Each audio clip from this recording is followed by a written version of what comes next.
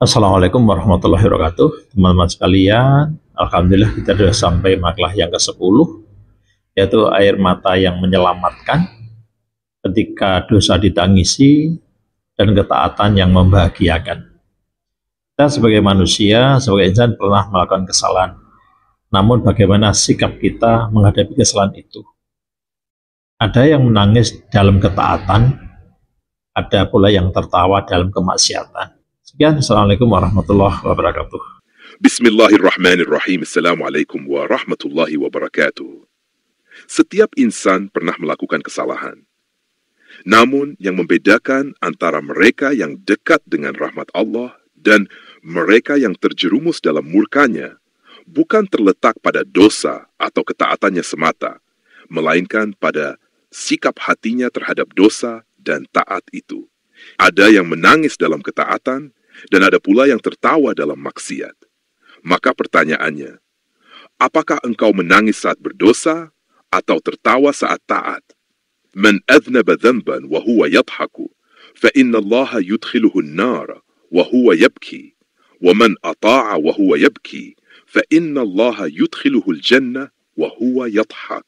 Dari sebagian ulama zuhud, barang siapa melakukan dosa sambil tertawa, maka sesungguhnya Allah akan memasukkannya ke dalam neraka dalam keadaan menangis. Dan barang siapa taat sambil menangis, maka sesungguhnya Allah akan memasukkannya ke dalam surga dalam keadaan tertawa bahagia. Tadabbur dan penjelasan. Makna tertawa dalam dosa dan tangis dalam taat.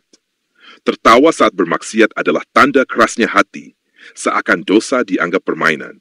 Sebaliknya, menangis saat beribadah adalah isyarat kehidupan hati dan kesadaran akan kelemahan diri di hadapan Allah. Pandangan ulama klasik. Imam Al-Ghazali menyatakan bahwa air mata karena takut kepada Allah adalah cahaya iman, bahkan lebih bernilai daripada banyak ibadah yang tanpa rasa takut. Ibnu Qayyim menyebutkan bahwa tertawa dalam dosa menandakan kesesatan, dan tangisan karena taat adalah tanda cinta dan rindu kepada Allah.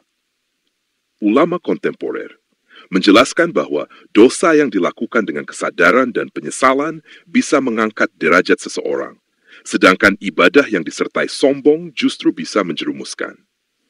Ustadz Abdu menekankan bahwa tangisan karena dosa adalah bukti bahwa hati belum mati.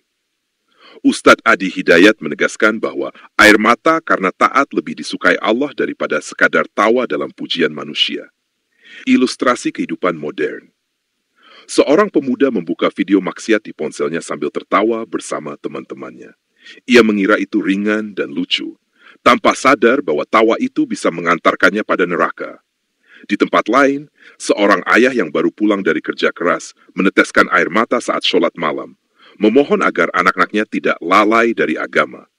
Tangisan itu bisa menjadi sebab kebahagiaan abadi di surga. Assalamualaikum warahmatullahi wabarakatuh, teman-teman.